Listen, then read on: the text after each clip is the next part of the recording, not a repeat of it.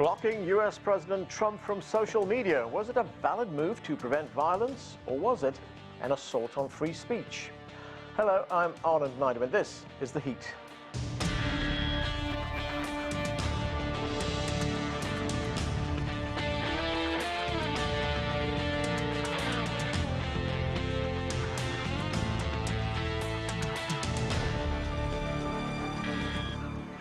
Even before becoming president, Donald Trump had a huge following on social media, and throughout his presidency, Trump has maintained a direct connection with his base of supporters, and his Twitter account had more than 88 million followers. But now it's all gone. The decision by big tech companies to ban US President Donald Trump came after his alleged incitement of violence by supporters at the US Capitol last week. Twitter CEO Jack Dorsey said he took no pride in the decision, but he believes it was the right one for the company. Trump was banned from Twitter, Facebook, Twitch and Snapchat, and he was also blocked from posting new content on YouTube for 7 days. Another app that was being used by Trump supporters, Parler, was also a target of the big tech companies. Apple and Google removed the app from their stores, and Amazon stopped providing the servers that kept Parler running, effectively killing the app. The companies claim Parler did not take adequate measures to prevent the spread of posts inciting violence. A video was posted on the official White House Twitter account where Trump criticized the bans. I also want to say a few words about the unprecedented assault on free speech we have seen in recent days. These are tense and difficult times. The efforts to censor, cancel, and blacklist our fellow citizens are wrong, and they are dangerous. What is needed now is for us to listen to one another, not to silence one another. And he isn't alone. Leaders from both sides of the political spectrum also voiced concern. Germany's Chancellor Angela Merkel classified the ban as problematic.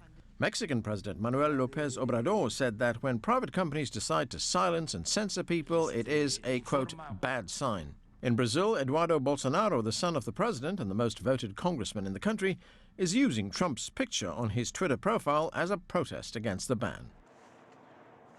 Well, to discuss if banning the president was a good idea or not, let's bring in our experts. From New York, Randy Zelin is an attorney and adjunct professor at Cornell University School of Law. David Morey is a Democratic strategist joining us from Philadelphia via Skype, and also via Skype here in Washington, D.C., Daniel Castro is the Vice President of the Information Technology and Innovation Foundation. Welcome to all of you.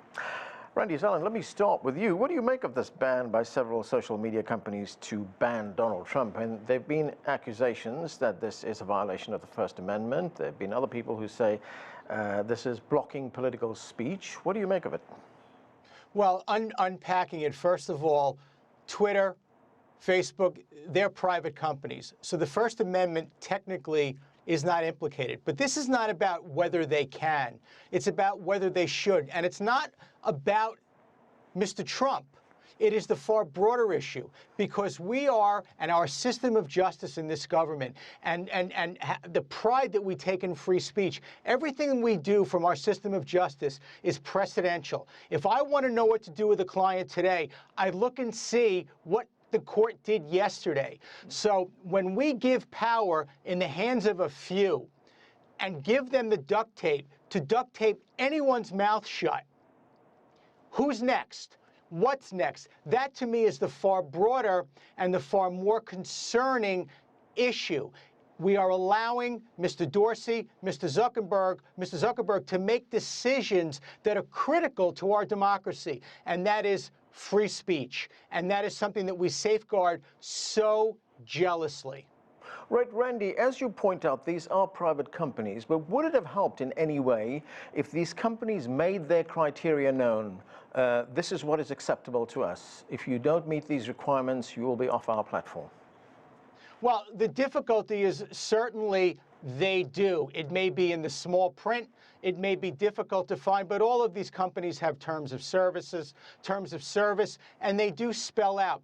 But once again, when you're talking about one-size-fits-all justice, because when you ban someone, when you ban something, when you ban anything, painting with such a broad stroke, the difficulty becomes, again, Who's making this determination? What is the criteria? And who's going to be next? Maybe someone with an opposite view of Mr. Zuckerberg or Mr. Dorsey will come in and, I don't know, in a hostile takeover, take over the company, and maybe they'll decide, you know something, this person I'm not going to ban, but Randy Zelin I'm going to ban, or someone else I'm going to ban because I don't like what they have to say. And in this country, you are free to speak your mind.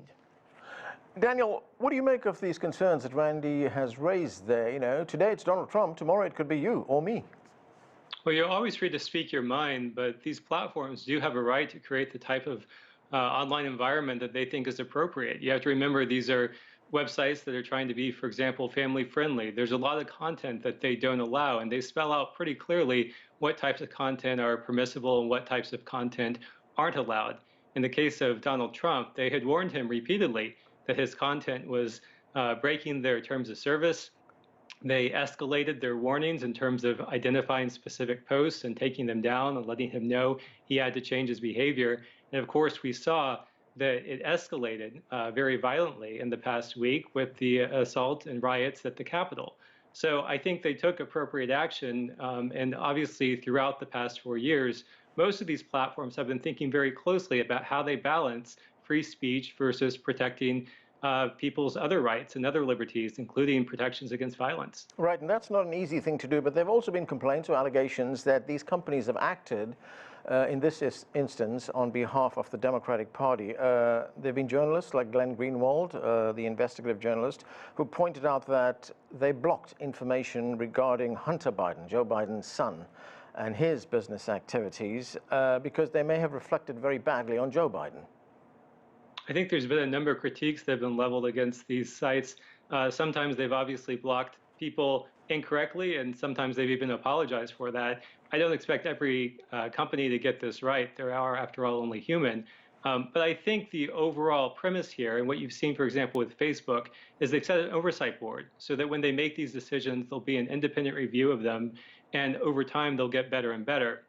I think that's the type of compromise we need to look for. We can't have government saying what's allowed and what's not allowed. That would be a First Amendment violation. And we don't want to have companies enforcing their policies arbitrarily. So having a third-party board reviewing decisions is the right kind of balance that I think we should be looking for moving forward. But if that third party is working for Twitter, how can that be fair? Well, in the case of Facebook, it's actually a separate independent body that's set up with its own funding, and it can make decisions that then Facebook will follow. On Twitter, they haven't set up something like that, but they're exploring other alternatives.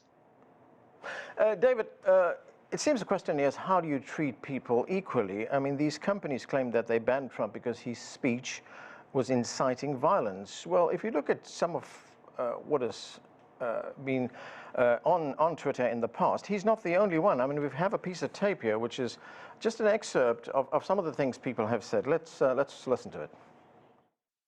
You cannot be civil with a political party that wants to destroy what you stand for, what you care about. Go to the Hill today. Get up and please get up in the face of some Congress people. If you see anybody from that cabinet in a restaurant, in a department store, at a gasoline station, you get out and you create a crowd. So that was Hillary Clinton, Cory Booker, and Congresswoman Maxine Waters. They're all Democrats. We also heard Maxine Waters at one time say that she would go and take Trump out tonight. There's also a picture that was on Twitter of the comedian Kathy Griffin holding up a bloodied head of President Trump. But they were not banned from Twitter. How does one explain that, David? Well, that's the slippery slope that you find yourself on. You can't defend Maxine Waters' comments, for example. I wouldn't want to try. I think Randy and Daniel make good points. This is technically not a First Amendment issue because that deals with Congress and not private companies. Private companies are not a public square. And, you know, the truth is that President Trump has broken the rules, the company's own rules. And now, are they late to the game to decide this? Yes. Is it capricious? Yes. Does it raise questions about Section 230, which is woefully outdated, 25-year-old law, to try and regulate companies that are changing daily, transforming weekly? That doesn't make any sense. But the red line is this. The red line is if you incite violence if you call to action insurrection, then that is a red line that cannot be crossed. So Alex Jones, Donald Trump did, I think, cross that line. Anyone else who does so ought to be held accountable for that. I, on the other hand, I'll just make one point in defense of what Randy said. I am sympathetic to Tom Friedman's view. Let Trump go back on Twitter, get through the inauguration, let him go back on Twitter and let him self-destruct further and blow apart from the Republican Party. I think that would be good for the Republican Party in terms of its healing and re-energization, because we need a strong and better Republican Party in this country of two parties right now. All right, David, you mentioned Section 230. For those of us not very familiar with that law, what does that state? What does Well, Section 230 is the attempt in the 1996 Telecom Act to regulate the internet. I mean, how much is the internet, how much has the digital revolution changed 25 years later? And it stipulates that internet companies, Daniel knows more about this than I do, are not like the New York Times. They don't have editorial responsibility. They're like a telephone wire. Well, we all know that's not the case. You look at Facebook and Twitter now, this is an anachronistic law that needs to be updated. It needs to be made more smart, more strategic, more proactive. Otherwise, you get into these problems, and you're going to have more and more of them as we go forward. Randy, to get back to the point that you made, and David has also made, that companies like Twitter, companies like Facebook are private companies, and the argument goes that they can have whomever they want to on their platforms. If you don't like it, go and form or create your own platform. Well, that's why Parler, the other platform, was created, but that platform's co-founder said it would cater to all voices. But if we look in the aftermath of what happened on Twitter, that platform, Parler, has been effectively destroyed now. Well, I think what happened was there was a sense of emboldenment that once Facebook, once Twitter took really the unprecedented step of imposing a ban, not merely taking down a post or a temporary suspension, but an out-and-out ban, that allowed others to say, you know something? Hey, they did it. So whereas under normal circumstances, one could move to a different platform, those other platforms were effectively removed. But here is there are a couple of very interesting points that come out of all of this. And let me be clear. Mm-hmm. I firmly believe that when you look at the definition of inciting violence, it's very simple. The incitement's the encouragement. The insurrection, which is inciting insurrection. The insurrection is the violence against an established government. So clearly you have encouragement and you have acts of violence. And I think what happened here, the difference between Hillary Clinton and Maxine Waters and Mr. Trump, is the simple reality that something happened as a result of the speech. So we almost worked backwards. So again, I am in no way, shape, or form suggesting that what the remedy was for Mr. Trump and the violence that this country witnessed on January 6th didn't warrant the ban. My concern, as my colleagues have indicated, I think we're all in lockstep, it's not about Trump. It's about the rest of us, and it's about giving the power to so few people to affect millions and potentially billions of people and their right to listen and their right to determine what and who they want to listen to. Daniel, these platforms like Twitter, like Facebook, like Parler, they sit on an internet infrastructure. It's made up of servers and server farms, etc. We've seen what's happened. Apple and Amazon have not only taken Parler off their app stores, but they've also prevented Parler from actually getting their using their servers. I mean, shouldn't we be concerned about that? Well, if you look at Parler, one of the main reasons it went down was not just that they were booted from the store and Amazon Web Services said you can't use our services anymore, but nobody else wanted to do business with them. And that's really the key point here. It's not just that one or two companies didn't want to do business with them. Nobody wanted to do business with them. And so at some point, the reason, of course, that they were being treated that way is because they had their own terms of service that said you also couldn't have certain violent content up there, and they weren't enforcing those rules. And they had been warned repeatedly that they had to start following their own rules or they were going to be shut off. I do think at the end of the day, none of these companies want to be associated with violent activity, criminal activity, and they should have a right to not do business with those who are enabling this type of illegal activity and illegal behavior. That's where I think you have to make sure companies still have that right to do that. We can't just say you must provide criminals your service. That's where I think there's an appropriate line to be drawn. But in this marketplace, you will see there are alternatives. So, for example, Gab is another platform that's out there. It's taking more steps to moderate content, and it is available to people who want to have services out there. And there are plenty of other alternatives out there as well. All right, Daniel, you tweeted something, and this is about Parler. You said, as we discussed the downfall of Parler, it's important to remember that this was never a, quote, free speech alternative. It was a safe space for the alt-right. Okay, given that it was a safe space for the alt-right, but does it really matter what it was created for? It doesn't matter what it's created for. It matters what it became. And that's where, the marketing around Parler, that it was, this kind of bastion of free speech, was really never accurate. It was really that they were allowing it to be turned into something more like 4chan, which is, kind of the cesspool of the internet, where you see just, completely, calls for violence, people, planning attacks on the Capitol, people planning further attacks during the impeachment. That's not the type of free speech that they had branded themselves as allowing. That before they were just saying, well, we're going to create a place where conservative voices won't be banned, where they can trust that we have their backs. That's very different than supporting this violent alt-right. David, of course, this has become very political. The Republican Senator Marco Rubio, he says that these companies acted the way they did so that they could curry favor with the Democrats. They realized that the Democrats were going to take power in Washington, and they wanted to be on their side. Do you think there's any credence to that?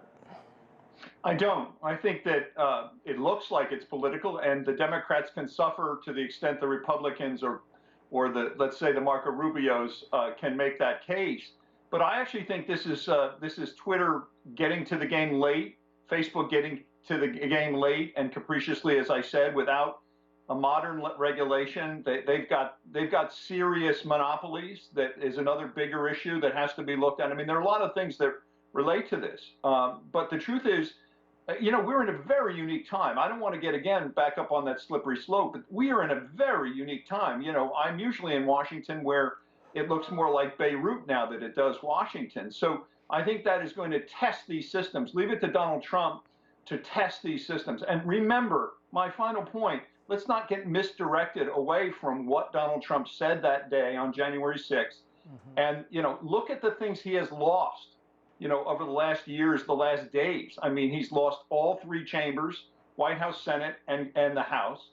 He's lost the editorial board of the Wall Street Journal, He's lost most of corporate America. And so, there's going to be an attempt by some in the Republican Party to misdirect away from that to what Donald Trump actually said, to sort of, there's some conspiracy between the Democrats and Twitter. I don't quite buy it. Look, Twitter really facilitated Donald Trump for many, many years. It's a little bit live by it, die by it. I think that's what he's experiencing now. Yeah, in fact, Twitter has said that they had warned him before and that they had been very patient with him. There are those supporters, defenders of Donald Trump who'd say, well, he wasn't really inciting violence. The expression he used was fight like hell, and what he meant was to fight against a political fight, not a physical fight. Yeah, I don't really buy that. I think, almost, look, Mitch McConnell and Liz Cheney believe he's unfit for office and he committed impeachable offenses, and I agree with them.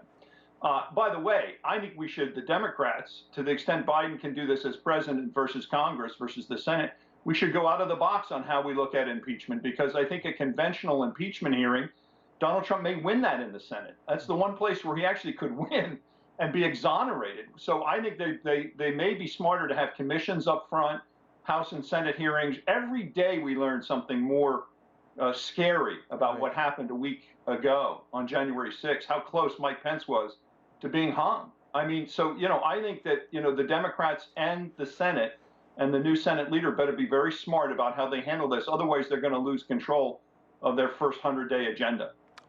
Okay, we need to take a break right now. More of our conversation when we return. Stay with us. You're watching The Heat.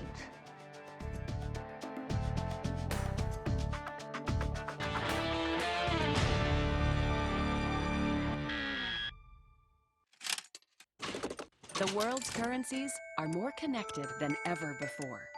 The mechanisms that drive the economy are universal. Money moves markets. We explain these trends and show you how the cash in your pocket can have a wide-reaching effect. Because money makes the world go round. Global business.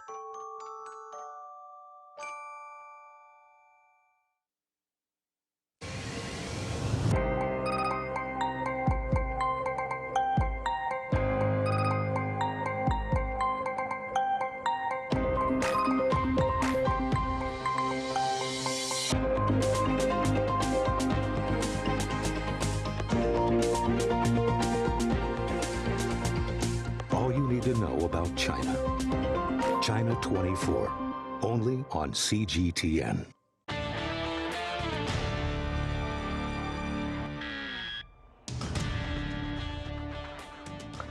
Welcome back. We're taking a closer look at the decision by social media companies to ban or restrict U.S. President Donald Trump on their platforms. Let's get back to our panel right now. Randy, do social media giants like Twitter, like Facebook, like YouTube need to be regulated? Should they be firmly bound by the stipulations of the First Amendment, which allows for free speech, albeit within the law? The most famous example we hear is that it's not legal, of course, to cry fire in a crowded theater. That is not free speech. But should it be bound more tightly by the law? Well, I think the difficulty there becomes you stand the notion of free speech almost on its head, because we just got through arguing that Twitter and Facebook, because they are private companies and they are not government actors, can basically maneuver and do what they want and navigate freely. And we are a capitalistic society. We are a democracy.